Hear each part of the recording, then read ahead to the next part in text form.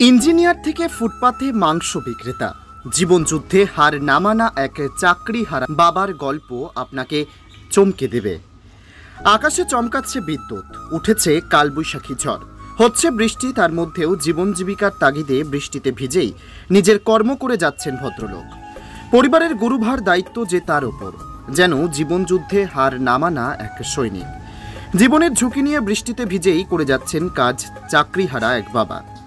হয়তো এটাই পুরুষ মানুষের জীবন। ছবিতে যাকে দেখছেন, ভদ্রলোকের নাম সন্দীপ দাশগুপ্ত, বয়স 40 ঊর্ধ্বে। কলকাতার মধ্যম গ্রামের একটি জায়গায় তিনি রাস্তার ধারে বিক্রি করেন চিকেন কষা ও বাসন্তী পোলাও।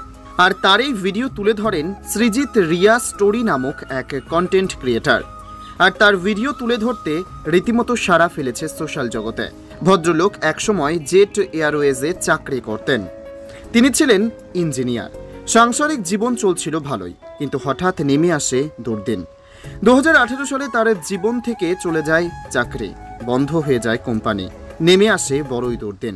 সৌদি আরবে বছর দুয়েক কন্ট্রাক্টে জব করে আবারও ফিরে আসতে হয় দেশে। পরিবারে রয়েছে এক মেয়ে ও স্ত্রী। মেয়েকে মানুষ করার তাগিদে ও জীবনযুদ্ধে বাঁচার লড়াইয়ে কোনো আর দিশা না পেয়ে তিনি বিক্রি করা শুরু করেন বাসন্তী পোলাও ও চিকেন কষা।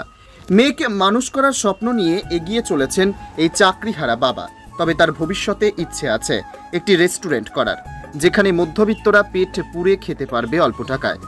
এই গল্প শুধু কোনো এক সন্দীপ বাবুর নয়, হাজারো পুরুষ মানুষের এই গল্প, যা সামনে আসে না। জীবনযুদ্ধে নিজের সংসারকে বাঁচানোর তাগিদে আপোষহীনভাবে লড়ে যাচ্ছেন তারা।